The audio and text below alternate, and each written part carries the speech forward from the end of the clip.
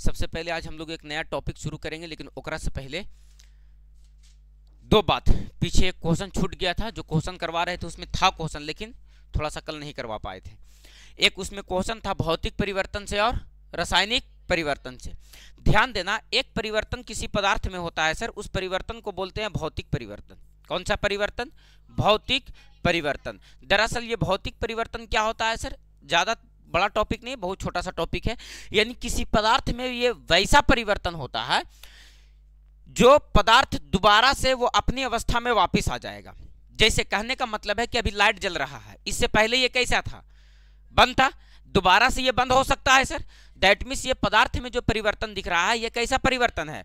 भौतिक परिवर्तन। जैसे मान लो कि बैलून को फुला दिए, पहले अभी क्या था? पचका हुआ था, लेकिन इसको फुला दिए तो फूल गया, तो ये बड़ा हो गया सर। लेकिन दोबारा से हवा निकाल देंगे तो वो अपनी अवस्था में वापिस आ जाएगा। यानी सर वैसा परिवर्तन किसी पदार्थ का जो दोबारा से अपनी अवस्था में वापिस आ सके, उस परिवर्तन को कौन सा परिवर्तन कहेंगे? भौतिक परिवर्तन। और सर वैसा परिवर्तन जो अपनी अवस्था में वापिस नहीं आएगा, उस परिवर्तन को कौन सा परिवर्तन कहेंगे? जैसे में फल है, अगर वो पक गया तो बताओ कैसा परिवर्तन? क्लियर है सर? दूध से दही बन गया, क्या दोबारा से दही से दूध बन सकता है? लेकिन पानी से बर्फ बन गया तो बर्फ से पानी बन सकता है दोबारा। मतलब सर दो पदार्थों में दो तरह का परिवर्तन, एक को बोलेंगे भौतिक परिवर्तन और दूसरे को बोलेंगे रासायनिक परिवर्तन। तो भौतिक परिवर्तन में सबसे पहला उदाहरण लिखेंगे सर, जैसे में उदाहरण से ही क्वेश्चन पूछता है, बल्ब का जलना। बल्ब का जलना, ठीक है। लिखेंगे सर जल का गर्म होना। जल का गर्म होना, गर्म होना। लिखेंगे सर लोहे का पिघलना। लोहे का पिघलना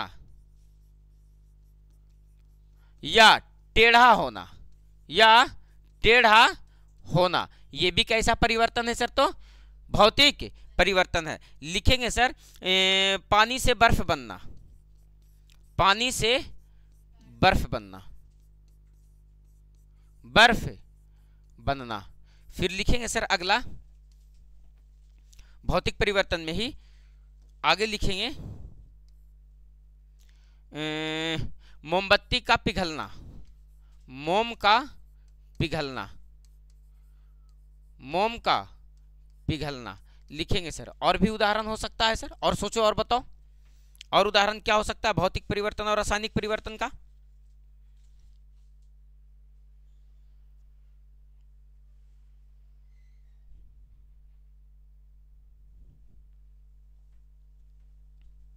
पेड़ का कटना,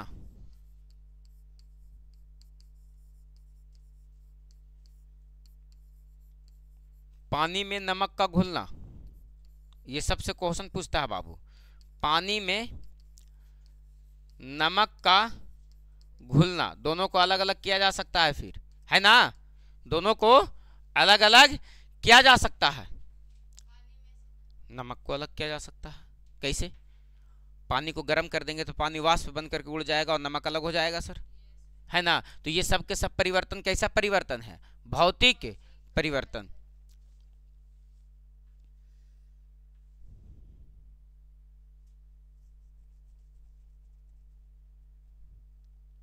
है ना? ऊर्ध्वपातन की क्रिया जो होती है,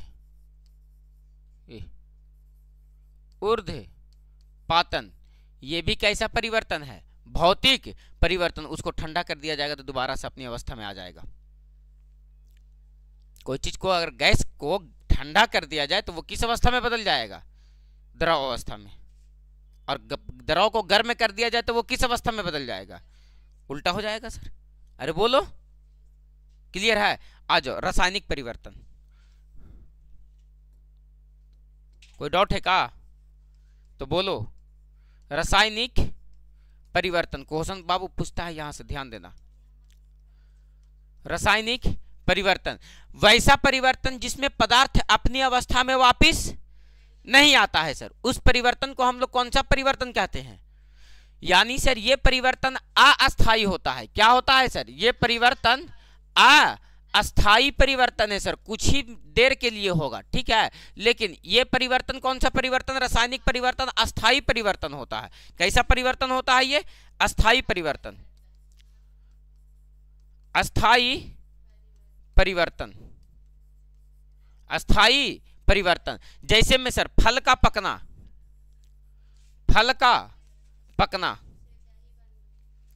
दूध से दही बनना, दूध से दही बनना, उसके बाद सेब का काटना, सेब का काटना, लिखेंगे मोम का जलना, मोम का जलना, लोहे में जंग लगना, लोहे में जंग लगना, लोहे में जंग लगना। ये सब के सब कैसा परिवर्तन है सर? तो रासायनिक परिवर्तन है।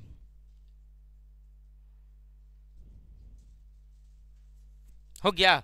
लिखेंगे प्रकाश संश्लेषण की क्रिया होना, प्रकाश संश्लेषण की क्रिया होना। ये सब के सब कैसा परिवर्तन है सर? तो रासायनिक परिवर्तन है सर। याद रखना बाबू, ये जो लोहे में जंग लगना है ना, इससे क्वेश्चन पूछता है कि ये कैसा परिवर्तन है सर? तो कहेंगे रासायनिक परिवर्तन। याद रखना है बाबू कि लोहे में जंग लगना ऑक्सीकरण अभिक्रिया है। कैसा अभिक्रिया है? ऑक्सीकरण अभिक्रिया है। ये भी क्वेश्चन आपसे पूछ देता है कभी कभी। लोहे में जंग लगना कैसा अभिक्रिया है सर? तो ऑक्सीकरण अभिक्रिया, ऑक्सीजन का योग हो जाता है सर। और याद रखना लोहे में जंग लगने से लोहे का भार बढ़ जाता है। लोहे में जंग लगने से, जो बात जहां क्लियर हो सकता है उसको वहीं क्लियर कर लेंगे। जंग लगने से लोहे का भार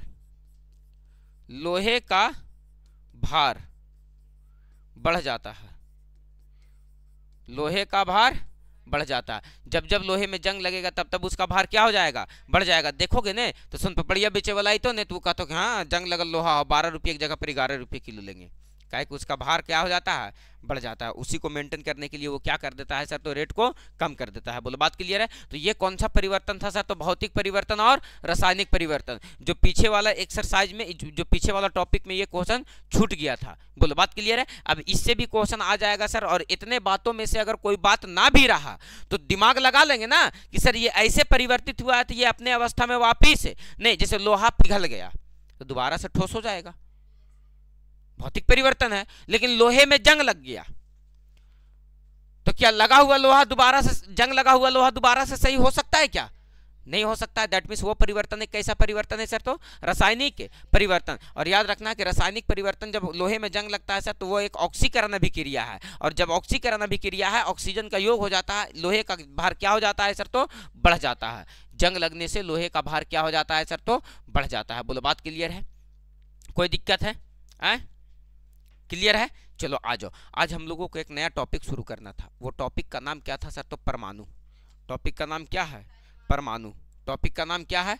परमाणु। अब बताओ कि टॉपिक का नाम परमाणु है सर, तो कैसे सॉल्व करेंगे उसको? कैसे सॉल्व करेंगे इस परमाणु चैप्टर को? बहुत खतरनाक और बहुत बड़ा चैप्टर है और बहुत ही शानदार चैप्टर है। क्या कह रहा है सर? थोड़ा सा केयर करना। हम लोग पहले पढ़ करके आए हैं कि पदार्थ, क्या बाबू? पदार्थ ये किससे मिलकर के बना होता है? छोटे छोटे कणों से। छोटे छोटे कणों से, यानी छोटे छोटे कणों से ये मिलकर के बना होता है सर। परमाणु क्या होता है? छोटे छोटे कणों से मिलकर के बना होता है सर, है ना? ये छोटे छोटे कण का हम लोग नाम दिए हैं क्या सर? तो परमाणु। इस छोटे छोटे कणों का नाम क्या दिए हैं सर? परमाणु शब्द का सबसे पहला बार प्रयोग डाल्टन ने किया था। किसने किया था सर?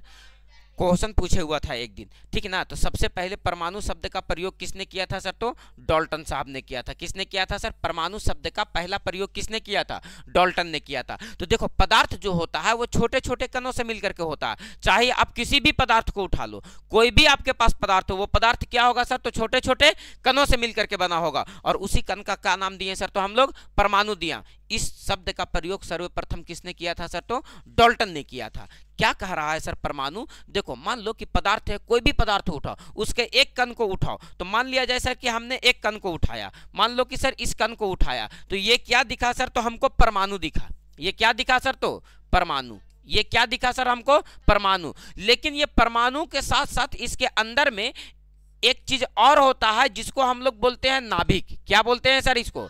नाभिक। क्या बोलते हैं सर इसको? नाभिक। बहुत इत्मीनान से पढ़ना बाबू, बहुत अच्छा चैप्टर है। और यहाँ पर इलेक्ट्रॉनिक विन्यास इस चैप्टर में हम एक पढ़ाएंगे, ठीक ना। उस इलेक्ट्रॉनिक विन्यास को बहुत अच्छे से समझने का कोशिश करना, ताकि सर आवर्त सारणी, धातु अधातु चैप्टर, ये सब जितना भी चैप्टर है वो बाकी बेहतर तरीके से समझ में आ पावे। ध्यान देना, सबसे पहले सर परमाणु का शब्द का प्रयोग किसने किया था? परमाणु देखो क्या होता है सर, तो ये जो है ये परमाणु है, लेकिन परमाणु के अंदर क्या होता है? नाभिक। और नाभिक के अंदर क्या होता है सर? तो न्यूट्रॉन और प्रोटॉन। नाभिक के बाहर बाहर क्या होता है सर? तो इलेक्ट्रॉन होता है। क्या होता है सर? तो इलेक्ट्रॉन। इसीलिए हम लोग कहते हैं कि परमाणु का 3 मौलिक कण होता है। परमाणु का 3 मौलिक कण। परमाणु का कितने मौलिक कण? 3 मौलिक कण। बताओ, पहला को क्या बोलते हैं? इलेक्ट्रॉन। पहला को क्या बोलते हैं? इलेक्ट्रॉन। दूसरा को क्या बोलते हैं? प्रोटॉन। दूसरा को क्या बोलेंगे? प्रोटॉन। और तीसरा को क्या बोलेंगे? न्यूट्रॉन। तीसरा को क्या बोलेंगे? न्यूट्रॉन। तो बताओ, पदार्थ के परमाणु का कितने मौलिक कण? 3 मौलिक कण। एक को क्या बोलने का है? इलेक्ट्रॉन। दूसरे को क्या बोलने का है? प्रोटॉन। बताओ, पदार्थ किससे मिलकर के बना होता है? जिसको हम लोग क्या कहते हैं? क्या कहते हैं? क्या कहते हैं? परमाणु कहते हैं। क्या कहते हैं? परमाणु। परमाणु के कितने मौलिक कण? परमाणु शब्द का पहला प्रयोग, परमाणु के कितने मौलिक कण? हाइड्रोजन के परमाणु को छोड़ करके बाकी जितने परमाणु हैं उन सभी का 3 मौलिक कण। हाइड्रोजन के परमाणु का 3 मौलिक कण नहीं होता है सर। आज समझने का प्रयास करना है। क्या बोले सर? परमाणु का कितने मौलिक कण सर? तो 3 मौलिक कण। लेकिन याद रखना कि वो तीनों मौलिक कण कौन कौन है सर? तो एक इलेक्ट्रॉन है, दूसरा प्रोटॉन है, तीसरा क्या है सर? न्यूट्रॉन। तो लिखेंगे सर कि हाइड्रोजन परमाणु को छोड़कर, नोट में करके लिखेंगे, हाइड्रोजन परमाणु को, हाइड्रोजन परमाणु को क्या कर रहे हैं? हाइड्रोजन परमाणु को छोड़कर। हम बताओ, सुबेरे से खाना ना खेलिए कि दोनों मिठाई खिले थे अभी? कि मैं ये सच में सर भूख लिया सुबेरे से। हम सोच रहे थे टेम्पू लेके आएंगे कुमकुम के यहाँ। अभी हम एक टेम्पू मिठाई लेके आएंगे। आ जाओ, लिखेंगे हाइड्रोजन परमाणु को छोड़कर सभी परमाणु में, सभी परमाणु का 3 मौलिक कण, 3 मौलिक कण। याद रखना सर, हाइड्रोजन के नाभिक में न्यूट्रॉन नहीं पाया जाता है, तो उसका न्यूट्रॉन नहीं पाया जा रहा है, मतलब हाइड्रोजन के नाभिक में न्यूट्रॉन नहीं है, तो उसका कितना मौलिक कण? बाकी सभी के नाभिक में न्यूट्रॉन पाया जाता है, तो सभी का 3 मौलिक कण ना हुआ। हाइड्रोजन को छोड़ करके बाकी जितने परमाणु दिखता है वो सभी परमाणु का कितने मौलिक कण? 3 मौलिक कण। हाइड्रोजन के नाभिक में न्यूट्रॉन नहीं पाया जाता है। यहां पर एक बात को मेंशन करेंगे सर, और बहुत अच्छे से मेंशन करेंगे, थोड़ा सा केयर करना। क्या कह रहे हैं हम? ये कह रहे हैं कि हाइड्रोजन के नाभिक में, किसके नाभिक में? हाइड्रोजन परमाणु के, हाइड्रोजन परमाणु के नाभिक में न्यूट्रॉन नहीं पाया जाता, न्यूट्रॉन नहीं पाया जाता है। इसीलिए हाइड्रोजन परमाणु के कितने मौलिक कण सर? तो 2 मौलिक कण, इलेक्ट्रॉन और प्रोटॉन। इसमें तीसरा मौलिक कण नहीं पाया जाता है। बोलो, बात क्लियर है सर? तो बताओ, परमाणु के कितने मौलिक कण हो गए? 3 मौलिक कण, इलेक्ट्रॉन, प्रोटॉन और क्या हो गया सर? तो न्यूट्रॉन। इलेक्ट्रॉन, प्रोटॉन और न्यूट्रॉन। ध्यान देना बाबू, यहां से थोड़ा सा केयर करेंगे कि सर परमाणु का 3 मौलिक कण, इलेक्ट्रॉन, प्रोटॉन और न्यूट्रॉन। तो सबसे पहले ना बात हम लोग किस पर करेंगे सर? तो इलेक्ट्रॉन पे। सबसे पहले बात किस पर करेंगे हम लोग? इलेक्ट्रॉन पे। और थोड़ा सा नजर डालो किस पर बाबू? तो इलेक्ट्रॉन पर। किस पर नजर डालो? तो इलेक्ट्रॉन पर। ये जो इलेक्ट्रॉन है ना, इसका खोज जो किया था, उसका खोजकर्ता का नाम था बाबू, खोज किया था जिसका नाम क्या था सर? तो जे थॉमसन। और कई बार ये पॉलिटेक्निक के एग्जाम में रिपीट किया गया क्वेश्चन है सर। याद रखना सर कि इलेक्ट्रॉन पर, किस पर सर? तो इलेक्ट्रॉन पर, इलेक्ट्रॉन पर कैसा आवेश होता है? तो कहेंगे इलेक्ट्रॉन पर ऋण आवेश होता है। कैसा आवेश होता है? ऋण आवेश। कैसा आवेश होता है सर? ऋण आवेश। याद रखना है सर कि इलेक्ट्रॉन पर, किस पर सर? इलेक्ट्रॉन पर, तो फूक दियो। इलेक्ट्रॉन पर, किस पर? इलेक्ट्रॉन पर आवेश जो होता है वो क्या होता है सर, कोई बताएगा? तो कहेंगे माइनस में 1.6 गुने 10⁻⁻19 कूलाम। कितना होता है सर? 10⁻⁻19 कूलाम। याद रखने का है सर कि इलेक्ट्रॉन पर आवेश कितना होता है सर, तो कहेंगे कि 1.6 गुने 10⁻⁻19 कूलाम। बताओ बाबू इसका द्रव्यमान कितना होता है सर, कहेंगे 9.10 गुने 10⁻31 kg। क्या होता है सर, क्या होता है? 9.10 गुने 10⁻31 kg। इसका अगर द्रव्यमान की बात करें तो क्या कहेंगे सर, इसका द्रव्यमान जो हो जाएगा वो क्या हो जाएगा? 9.10 गुने 10 का पावर माइनस का 31 kg। बोलो बात क्लियर है सर? डन है, क्लियर है? इलेक्ट्रॉन की खोज किसने की थी सर, तो जे थॉमसन ने। इस पर आवेश कितना होता है सर, तो -1.6 गुने 10⁻⁻19 कूलम। इस पर द्रव्यमान, इसका द्रव्यमान कितना होता है सर, तो 9.10 गुने 10⁻31 kg। बोलो बात क्लियर है? कोई दिक्कत है? थोड़ा सा इलेक्ट्रॉन को देख ही लिए हैं सर, तो थोड़ा सा किसको देख लेते हैं, प्रोटॉन को। प्रोटॉन, इसका संकेत क्या होता है सर, तो P। इसका संकेत क्या होता है, N। इलेक्ट्रॉन का E ना, इलेक्ट्रॉन का E होता है, इलेक्ट्रॉन का E, प्रोटॉन का P। बताओ बाबू ये प्रोटॉन जो होता है, प्रोटॉन का खोज किसने किया था, तो कहेंगे कि सर इसका जो खोजकर्ता का नाम है, इसका जो खोजकर्ता है उसका नाम बताओ कि क्या है सर, तो कहेंगे गोल्डस्टीन। क्या नाम है सर, गोल्डस्टीन। या कभी कभी क्या लिख देता है सर, तो रदरफोर्ड। क्या लिख देता है सर, रदरफोर्ड। गोल्डस्टीन या रदरफोर्ड। याद रखने का है सर, याद रखना है सर कि प्रोटॉन पर, किस पर सर, प्रोटॉन पर, प्रोटॉन पर कैसा आवेश होता है, तो कहेंगे धन आवेश होता है। कैसा आवेश होता है, धन आवेश होता है। प्रोटॉन पर कैसा आवेश होता है, धन आवेश होता है। कितना धन आवेश होता है सर, तो जितना इलेक्ट्रॉन पर ऋण आवेश होता है उतना ही प्रोटॉन पर धन आवेश होता है। क्या कह रहे हैं सर, तो प्रोटॉन पर आवेश, थोड़ा सा केयर करना, प्रोटॉन पर आवेश। तो बताओ प्रोटॉन पर आवेश कितना होता है सर, तो जितना इलेक्ट्रॉन पर हुआ था वहां नेगेटिव हुआ था, यहाँ क्या हो जाएगा, पॉजिटिव। 1.6 गुने 10⁻⁻19 कूलाम। 10⁻⁻19 कूलाम। बोलो बात क्लियर है सर, बोलो बात क्लियर है सर? अगर आपसे हम पूछ दे बाबू कि इसका द्रव्यमान कितना होता है सर, तो 1.67 गुने 10⁻⁻27 kg। क्या होता है सर, तो कहेंगे कि सर इसका द्रव्यमान, इसका द्रव्यमान क्या होता है सर, तो इसका द्रव्यमान होता है 1.67 गुने 10⁻⁻27 kg। बोलो बात क्लियर है सर? क्वेश्चन खोदिया के और कहीं से भी पूछ सकता है सर। तो आज हम थोड़ा सा, हम बहुत छोटा सा टॉपिक है ये, हालांकि खींच करके लंबा ले जाएंगे ताकि बहुत कुछ क्लियर करने का हम कोशिश करेंगे। यहां से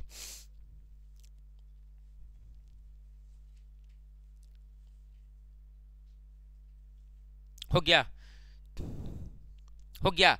एक और कौन बचा सर, तो न्यूट्रॉन। कौन बचा सर, तो न्यूट्रॉन।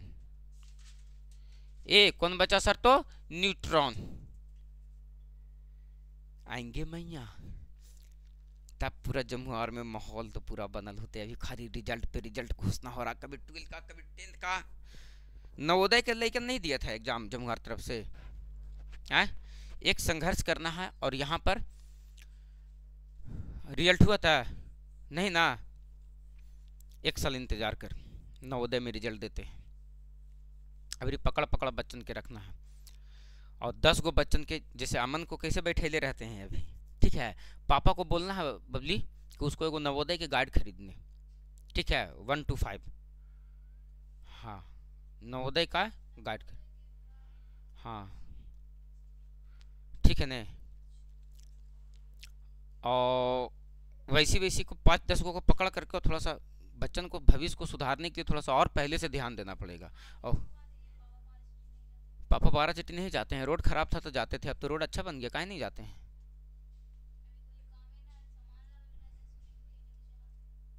ये कौन है सुनील भैया, डलाइवर, डलाइवर, अच्छा एक वचन है, बहुवचन है? ड्राइवर, सोचो, ड्राइवर तो ठीक है, ड्राइवर। चलो आ जाओ, एक कण और है सर, वो कौन सा कण है सर? तो न्यूट्रॉन। वो कण कौन सा है? न्यूट्रॉन। इस न्यूट्रॉन पे क्लियर करो बाबू कि इसका संकेत क्या लिखते हैं? एन। क्या लिखते हैं? इसका जो खोज करता था, इसका खोजकर्ता कौन था? तो इसका जो खोज करता था बाबू, उसका नाम था जेम्स चैडविक रे। क्या नाम था? James Chadwick. क्या नाम था सर? James Chadwick. इस पर आवेश क्या होता है सर? तो कहेंगे कि सर इस पर कोई आवेश नहीं होता है। न्यूट्रॉन पर आवेश क्या होता है सर? तो कहेंगे कोई आवेश नहीं, कोई आवेश नहीं होता, कोई आवेश नहीं होता है। न्यूट्रॉन पर आवेश कैसा होता है सर? तो कहेंगे कि न्यूट्रॉन पर कोई आवेश नहीं, न्यूट्रल होता है भैया। हम कुछ जानबे न करियो। कभी कभी आदमी को मुंह से सुनता है ना, ए गाड़ी न्यूट्रल करी ना, न्यूट्रल कहता है ना, मतलब कुछ ना रहे के चाहिए, एकदम ढलाए तो ढला ढलकुआ में ढलक सरक जाए के चाहिए, ठीक ना? तो गाड़ी न्यूट्रल रहता है, उसको ठेलोगे तो ठेला जाएगा। गाड़ी गियर में रहेगा तो ठेलोगे तो नहीं ठेलाएगा। तो याद रखना है सर कि इस पर कोई आवेश नहीं होता है। कंप्लीट ये क्या होता है सर? तो न्यूट्रल होता है। बताओ बाबू इसका द्रव्यमान क्या होता है? बताओ कुमकुम, इसका द्रव्यमान क्या होता है? एक दिन तो हनिए ने कह रही थी कि सर हम लोग के पास दिमाग है लेकिन उतना खाली है, कितना? जितना भर एगो छेना होता है, एक छेना भर खाली रह गया है, खाली सर। बस उसी को भरने का हम प्रयास कर रहे हैं कि कहाँ भर जाए। चलो देखो, इसका द्रव्यमान होता है 1.67 गुने 10⁻⁻27 kg। ए हंस देना है लड़की नियन। हम छोटे को रहते थे तो हमारे दादा कहते थे, दादा जगह हंस देते थे, दादा कहते थे ही कर ले चलना छोकरी नियन, भगा के नहीं हंसे। ए तू बड़ी पत्ते नहीं चलता था कि छोकरी के कर कहते। अब ने पता चले लगल कि यही प्रजाति है जिसका अनेकों नाम है। अब कहीं रिश्ता देखे जाता तो लड़का लड़की देखे गिलियो है, लड़का लड़की ना है, लड़का लड़की देखे गिलियो है।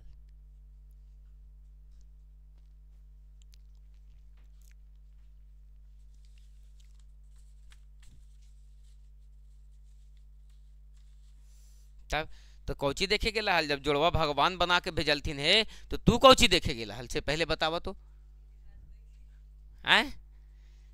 कुछ नहीं बाबू, सब देखे जाहथिन अपने घर से लेकर के लड़का तक, स्वयं से आदमी देखता है। जूता उतार उतार देखेगा कि पांचों के पांचों अंगुलियां है कि नहीं है, चला है ना सही। सोचो, ड्रेस चेंज कर करके साड़ी पर लावा, कोट पैंट पे लावा, है ने? ज्यादा झोल है, बाल बांध के लाइए, बाल खोल के लाइए, ये सब कितना ताम झाम है। हम एक दोस्त के गए थे बीवी को देखने, मतलब उसकी लड़की को देखने गए थे, तब हमको पता चला कितना ताम झाम है। हमको गया बस लड़की आई, देखे और निकल गए। नहीं, वैसे नहीं होता है। एक मरतबा मेकअप में लाइए, एक मरतबा बिना मेकअप में लाइए, एक मरतबा हील पहना के लाइए, एक मरतबा बिना हील के लाइए। हाँ अरे बाबू, हाँ हाँ, हिल पे आइए, बिना हिल पे आइए, तो सड़िया पहन के आइए, तो सूट पहन के आइए, होता है ना ऐसा? चल के आइए, यहाँ से वहाँ जाइए, चल के जाइए, और फिर उसके बाद चल के आइए। तो कुछ आज तक हम फलिए पर हलिए न चले आवाला है, मैं ये न सिखल के हमरा चलेला। तो तनी सुन चल के जाइए, और जैसे ही वहाँ से उठ भी नहीं, तैसे पीछे से देख देख रहा था, तो उनके लिए एक बार चला है ना, फिर तनी सुन ऐसे टेपर हो जाए थे, है ना? तब और नहीं तो क्या बताओ। तो इस तरह का बात है। तो ये रिश्ता कौन भेजलथिन है? भगवान बना के भेजलथिन है। भगवान के और कोई काम ना है, बस यही काम है कि तोनी नियन जोड़ा लगे चलती है ने, वही काम है भगवान के, कि और कोई काम ही नहीं है धरती पे। सोचो इतना कुछ मैनेज करना है, तो भगवान चले थे दिन जोड़ा लगेली, और वो भी कितना ध्यान से लगा हुआ थी कि एको के जोड़ा प्रजात में नहीं लगा थी, सबके जोड़ा जतिये में लगा हुआ थी। सबसे बड़का जात धर्म वाला भगवान है ना, वही पहले से आग लगैले है सर, हुमे से जोड़ा लगा देते हैं जाति जाति में। कैसे खत्म होगा जात पात? बताओ, नहीं खत्म हो सकता है। जब तक आदमी के मन में ये भ्रम रहेगा कि जोड़ा जात में लगेगा, तब तक जातिवाद खत्म नहीं होगा। कैसे होगा? जब भगवाने बाटे में लगल है तो कौन होगा तोड़ सकता है बताओ। इसका द्रव्यमान 1.67 गुने 10 टू दी पावर -27 kg। अब देखो मैटर यहां नहीं है सर, मैटर देखो क्या है आपके पास। ये क्या था सर? तो परमाणु। ये क्या था? इस परमाणु के अंदर क्या था? नाभिक। इस परमाणु के अंदर क्या था? नाभिक जो था इसके अंदर क्या था सर? न्यूट्रॉन और प्रोटॉन। लेकिन इस नाभिक के बाहर बाहर कौन था सर? तो इलेक्ट्रॉन। यानी नाभिक के बाहर बाहर क्या रह रहा था सर? तो इलेक्ट्रॉन। तो ध्यान देना ये जो इलेक्ट्रॉन है ना ये बहुत बदमाश चीज है। क्या कह रहा है ये इलेक्ट्रॉन? कि हम रहेंगे नाभिक के अंदर नहीं, नाभिक के बाहर, कि हमको जखनी मन करेगा तखनी घूरे निकल जाएंगे। अब माए बाप जगह जो रहे ओकरा पूछ के जा पड़ता है, मम्मी तनी सुन बाहर जा रहे हैं, तो माए कहीं एक बार कड़ाक दिखा दिए ऐसे करके, नहीं बस ऐसा ही कह रहे थे, हम ऐसा ही जायला कह रहे थे। छोटकन लइकवन मम्मी के आंख में अलग जादू है ने, मम्मी 5 रुपया पैसा नहीं, ठीक है सोच हो जाना है, बस आंख दिखाना नहीं है कि नहीं नहीं ठीक है कोई दिक्कत नहीं है। लेकिन कोई कोई लइकवन तो ओकर बादो कहते हैं कि हम तो बरियरी करिए ले वो मम्मी, ठीक ना। और लड़ के झगड़ के चाहे जैसे अगर वो चाह लिया बच्चा के 5 रुपया ले लेना है कोई को तो वो ले लेगा है ना। लेकिन के तक तो मम्मी ऐसे करके आखिया खाली देखे तथुन बस होकर बाद माहौल शांत है ना। लइकन लइकन होता है, एक मरतबा मन करता है कि एक मरतबा छोटा बच्चा अगर फिर से बन जाते तो आप इतना मजे तरीके से जिंदगी जीते है ना। सोचते हैं ना, कभी कभी सोचते हो तुम लोग, बहुत सोचते हो ना कि बचपन में पूछा गया सबसे ज्यादा बार सवाल यही था कि बड़ा होकर के क्या बनोगे, और जब बड़े हो गए तब पता चला कि फिर से बच्चा बनेंगे, जो अब संभव नहीं है। क्या करोगे? जो बीत गया वो बीत गया, चलो ठीक है। हम किसका बात कर रहे हैं सर? तो इलेक्ट्रॉन पे। ई चोटवा बहुत चतुर चीज है, बोला कि हम घरा में न रहेंगे, हम घरा से कहाँ रहेंगे? बाहर। और वो भी कैसे रहेंगे सर? तो हम चक्कर लगाते रहेंगे। सबसे मजे की बात है कि ये जो इलेक्ट्रॉन है इसको चर्चा करने से पहले ये जो तुम परमाणु देख रहे हो, ये जो तुमको एटम दिख रहा है परमाणु, ये परमाणु में बाबू इसके 3 मौलिक कण थे। तीनों मौलिक कण में अगर नजर डाला जाए तो एक आपको क्या दिखा? इलेक्ट्रॉन। दूसरा क्या दिखा आपको? प्रोटॉन। और तीसरा क्या दिखा आपको? न्यूट्रॉन। तो न्यूट्रॉन को छोड़ देना है और इसके जगह पर लिखना है कौन सी संख्या? परमाणु संख्या। कौन सी संख्या? परमाणु संख्या। ये तीनों आपस में क्या होता है सर? तो बराबर होता है। यानी सर इसको लिखना चाहेंगे आप तो ऐसे लिख सकते हो कि इलेक्ट्रॉन की संख्या, प्रोटॉन की संख्या और परमाणु संख्या ये तीनों आपस में क्या होता है सर? बराबर होता है। तो याद रखना। लेकिन अब सवाल उठता है कि सर आप एक शब्द नया लाए, ये क्या सर? कौन सी संख्या? तो परमाणु संख्या। ये दरअसल क्या होता है सर? परमाणु संख्या। कोई बताएगा बच्चा कि परमाणु संख्या किसको कहते हैं? Atomic number. एटॉमिक नंबर, परमाणु संख्या। किसी परमाणु में क्या कह रहे हैं? किसी परमाणु में, किसी परमाणु में उपस्थित, किसी परमाणु में उपस्थित प्रोटॉन की संख्या को, कौन सी संख्या को? प्रोटॉन की संख्या को। किसी परमाणु में उपस्थित प्रोटॉन की संख्या को कौन सी संख्या कहते हैं सर? तो परमाणु संख्या कहते हैं। कौन सी संख्या कहेंगे? परमाणु संख्या कहते हैं। बताओ बाबू परमाणु संख्या किसको कहेंगे सर? किसी भी परमाणु में जितना प्रोटॉन की संख्या होगा उतना ही उसमें क्या होगा? उतना ही उसका क्या होगा? परमाणु संख्या। तो कोई भी परमाणु हो उस परमाणु में प्रोटॉन की संख्या को ही हम लोग कौन सी संख्या कहते हैं सर? तो प्रोटॉन की संख्या। कौन सी संख्या कहेंगे? प्रोटॉन की संख्या। बोलो बात क्लियर है सर? याद रखना है सर। यानी सर परमाणु में प्रोटॉन की संख्या और परमाणु संख्या ये दोनों आपस में क्या होता है सर? बराबर होता है। क्या होता है सर? बराबर होता है। तो यहां से एक कॉन्सेप्ट और निकलेगा। क्या निकलेगा सर? कि सर प्रोटॉन की संख्या परमाणु संख्या दोनों आपस में बराबर हो गया सर। लेकिन आपने सुना होगा कि परमाणु जो होता है वो क्या होता है सर? तो उदासीन होता है। परमाणु क्या होता है? उदासीन। हम क्या कह रहे हैं कि परमाणु क्या होता है? उदासीन। परमाणु क्या होता है? उदासीन होता है। परमाणु क्या होता है? उदासीन। अब बताओ, उदासीन होने का मतलब इस पे कोई आवेश नहीं होना चाहिए, ना धन आवेश होना चाहिए और ना ही ऋण आवेश, ना ही धन आवेश होना चाहिए और ना ही ऋण आवेश। उसी को हम लोग क्या कहते हैं सर? तो उदासीन। तो ध्यान देना बाबू, ये उदासीन कब होगा? तो जितना प्लस वाला होगा उतना ही माइनस वाला अगर दोनों आपस में बराबर हो जाए तो परमाणु क्या हो जाएगा? उदासीन। यानी -5 गो इलेक्ट्रॉन और +5 गो प्रोटॉन, माइनस प्लस 0 हो जाएगा ना, तो क्या हो जाएगा? उदासीन। तो याद रखना कि परमाणु क्या होता है? उदासीन। क्यों उदासीन होता है? कि जितना इलेक्ट्रॉन की संख्या उतना ही प्रोटॉन की संख्या, और जितना प्रोटॉन की संख्या उतना ही परमाणु संख्या। इसीलिए ये दोनों समीकरण से अगर देखा जाए तो इलेक्ट्रॉन की संख्या और प्रोटॉन की संख्या और परमाणु संख्या आपस में तीनों क्या हो जाता है सर? तो बराबर हो जाता है। बोलो, बात क्लियर है? तो आपसे कहता है क्वेश्चन, यहां से पूछता है क्वेश्चन कि परमाणु संख्या निम्नलिखित में से कौन हो सकता है? इलेक्ट्रॉन की संख्या, प्रोटॉन की संख्या, परमाणु द्रव्यमान या न्यूट्रॉन की संख्या, या इनमें से कोई नहीं। तो बताओ बाबू कि परमाणु संख्या कौन होगा? इलेक्ट्रॉन की संख्या, प्रोटॉन की संख्या या न्यूट्रॉन की संख्या? परमाणु संख्या किसको बोलेंगे? हम क्या बोले? किसी परमाणु में उपस्थित प्रोटॉन की संख्या को कौन सा संख्या कहते हैं? तो बताओ, इलेक्ट्रॉन की संख्या को कहेंगे, प्रोटॉन की संख्या को कहेंगे कि न्यूट्रॉन की संख्या को कहेंगे? परमाणु संख्या किसको कहेंगे? प्रोटॉन की संख्या। लेकिन एक शब्द और आता है सर जिसको हम लोग बोलते हैं परमाणु भार। क्या बोलते हैं सर? परमाणु भार। बताओ बाबू, परमाणु भार किसको कहते हैं? किसी परमाणु के नाभिक में उपस्थित न्यूट्रॉन और प्रोटॉन की संख्या के योग को परमाणु द्रव्यमान कहा जाता है। क्या बोल करके गए सर? परमाणु द्रव्यमान। क्या बोलकर ई को चूड़ गिलो बबली? परमाणु द्रव्यमान। क्या बोल करके जा रहे हैं सर? परमाणु द्रव्यमान। ये परमाणु द्रव्यमान क्या होता है सर? एटॉमिक मास बोलते हैं इसको। क्या बोलते हैं सर? Atomic mass. हम क्या कर रहे हैं सर कि किसी परमाणु में, किसी परमाणु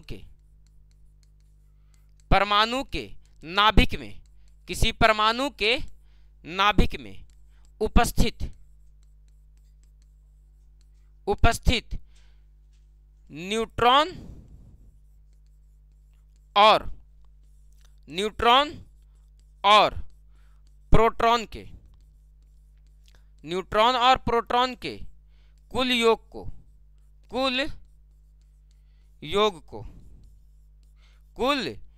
को परमाणु द्रव्यमान कहा जाता है।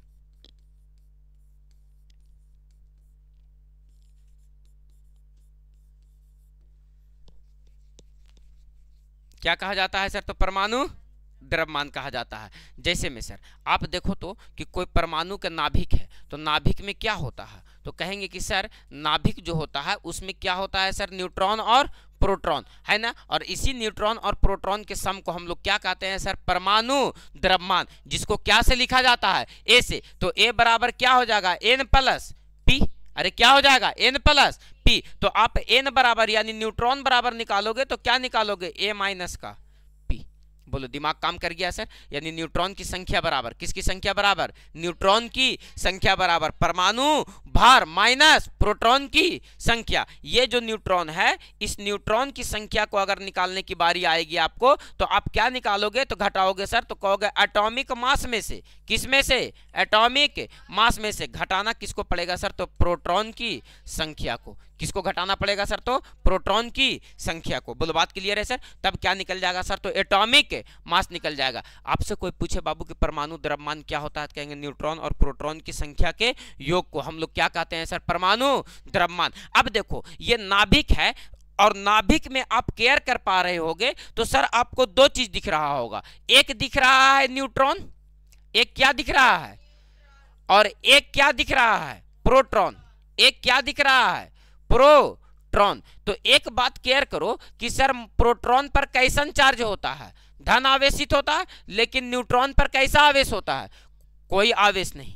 एक बात बताओ, ये धन आवेश है और इस पर कोई आवेश नहीं है। तो कुल मिलाकर के बात नाभिक में क्या हो गया कि नाभिक कैसा होता है? धन आवेशित। क्यों होता है सर? क्योंकि एक ऊपर कोई आवेश नहीं है, लेकिन एक ऊपर कैसा आवेश है, तो ये पूरा अपना प्रभाव जमाता है सर। तो बताओ नाभिक कैसा आवेश हो गया? धन आवेशित। तो देखो ई प्रोटॉन प्लस होता है ना, जिस कारण से ये पूरा का पूरा नाभिक जो होता है क्या होता है सर? तो नाभिक ये क्या होता है? तो कहेंगे धन आवेशित होता है। नाभिक क्या हो जाता है? तो कहेंगे नाभिक जो होता है वो धन आवेशित होता है। इस बात को याद रखना। परमाणु क्या होता है? तो कहेंगे उदासीन होता है, लेकिन नाभिक क्या होता है?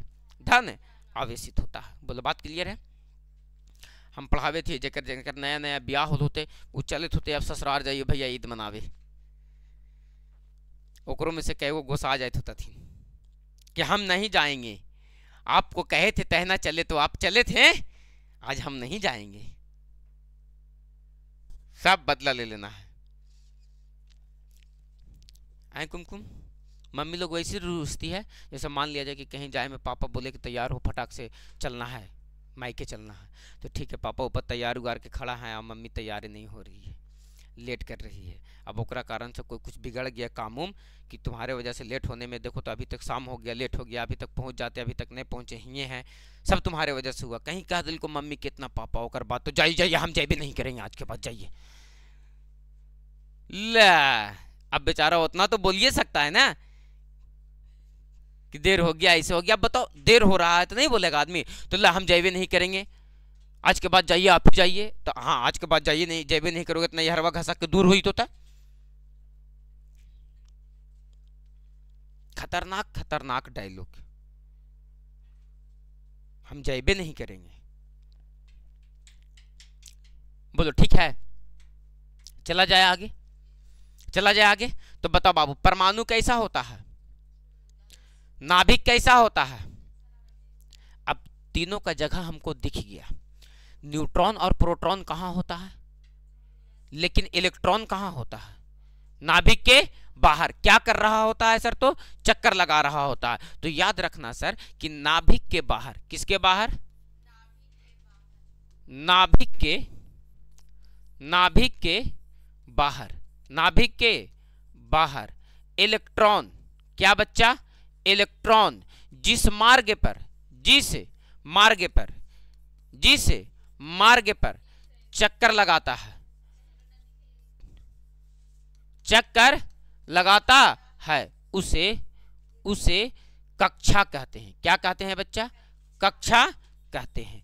इलेक्ट्रॉन जिस मार्ग पर चक्कर लगाता है उसे क्या कहते हैं? कक्षा कहते हैं। मान लो बाबू ये नाभिक है और इसके बाहर इलेक्ट्रॉन जो है वो इस तरह से क्या करता है सर? तो चक्कर लगा रहा होता है, कुछ इस प्रकार से क्या कर रहा होता है? वो चक्कर लगा रहा होता है। और ये वाला नाभिक है सर, तो इसमें तो न्यूट्रॉन और प्रोटॉन होगा। इसमें क्या होगा? न्यूट्रॉन और प्रोटॉन। लेकिन ये वाला है, यहां पर क्या होगा? इलेक्ट्रॉन। यहां पर क्या होगा? इलेक्ट्रॉन। यहां पर भी क्या होगा? इलेक्ट्रॉन। और ये भी क्या होगा? इलेक्ट्रॉन। तो इलेक्ट्रॉन जिस मार्ग पर चक्कर लगाएगा उसी को हम लोग क्या बोलेंगे सर? तो सेल बोलेंगे, कक्षा बोलेंगे सर। और कक्षा का नाम देते हैं, इसको बोलते हैं के सेल, इसको बोलते हैं एल, इसको बोलते हैं एम, और इसको बोलते हैं एन। तो बताओ बाबू उसको क्या कहते हैं? तो सेल कहते हैं सर। क्या कहते हैं? सेल। या क्या कहते हैं सर? तो कक्षा कहते हैं। जो कक्षा का नाम क्या दिए सर? तो के एल एम एन। अभी और आगे जाएंगे तो ओ पी क्यू आर बढ़ते चला जाएगा सर। लेकिन याद रखना है सर के